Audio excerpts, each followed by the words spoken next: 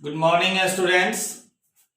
कल आपने पढ़ा था इलेक्ट्रोलाइसिस के बारे में और आज हम लोग देखेंगे इसी इलेक्ट्रोलाइसिस से रिलेटेड फैराडे का नियम। माइकल फैराडे, जिन्होंने इलेक्ट्रोलाइसिस से रिलेटेड दो नियम दिया, Faraday's first law and Faraday's second law. तो समझिए फैराडेज लॉ को। Faraday's law of electrolysis. Michael Faraday in 1834 established the relationship between the amount of substance and quantity of electricity passed through the electrolytic solution and proposed two laws known as Faraday's law of electrolysis. Michael Faraday ने 1834 में established किया, स्थापित किया एक relationship, एक संबंध स्थापित किया। अमाउंट ऑफ सबस्टांस, पदार्थ की वह मात्रा, और जो डिपॉजिट होगा इलेक्ट्रोड पर, और क्वांटिटी ऑफ इलेक्ट्रिसिटी, जितनी मात्रा में विद्युत धारा प्रवाहित की जाए, और वह अमाउंट ऑफ सबस्टांस जो किसी इलेक्ट्रोड पर जमा होता है, इस दोनों के बीच एक रिलेशनशिप एस्टैब्लिश किया।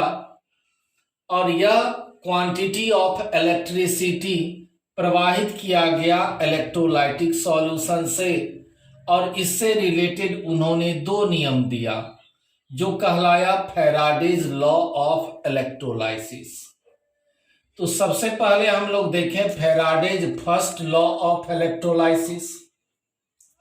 It states that, first law Faraday का यह कहता है कि when an electric current is passed through the electrolytic solution, कोई इलेक्ट्रोलाइट लेते हैं जैसे sodium chloride, zinc sulphate, potassium chloride. तो जब कोई इलेक्ट्रोलाइटिक सॉल्यूशन लिया जाए और उस इलेक्ट्रोलाइटिक सॉल्यूशन से जब इलेक्ट्रिक करंट प्रवाहित किया जाए, विद्युत धारा प्रवाहित किया जाए, the amount of substance deposited और liberated at electrode, electric current प्रवाहित करने पर पदार्थ की वह मात्रा जो डिपॉजिट होता है, जमा होता है, या मुक्त होता है, गैस रहेगा तो लिबरेट होगा, मुक्त होगा उस इलेक्ट्रोड पर, वह डायरेक्टली प्रोपोर्शनल होता है, समानुपाती होता है क्वांटिटी ऑफ इलेक्ट्रिसिटी का, जितनी मात्रा में इलेक्ट्रिसिटी प्रवाहित किया जाए उस क्वांटिटी ऑफ इलेक्ट्रिसिटी का डायरेक्टली प्रोपोर्शनल होता है जब वह क्वांटिटी ऑफ इलेक्ट्रिसिटी प्रवाहित किया जाए इलेक्ट्रोलाइटिक सॉल्यूशन से। फिर समझिए, फैराडे का फर्स्ट लॉ कहता है when an electric current is passed through the electrolytic solution, जब किसी इलेक्ट्रोलाइटिक सॉल्यूशन से इलेक्ट्रिक करंट प्रवाहित किया जाए तो वह अमाउंट ऑफ सबस्टेंस जो जमा होता है या लिबरेट करता है इलेक्ट्रोड पर, वह डायरेक्टली प्रोपोर्शनल होता है क्वांटिटी ऑफ इलेक्ट्रिसिटी का जो इलेक्ट्रिसिटी प्रवाहित किया गया इलेक्ट्रोलाइटिक सॉल्यूशन से।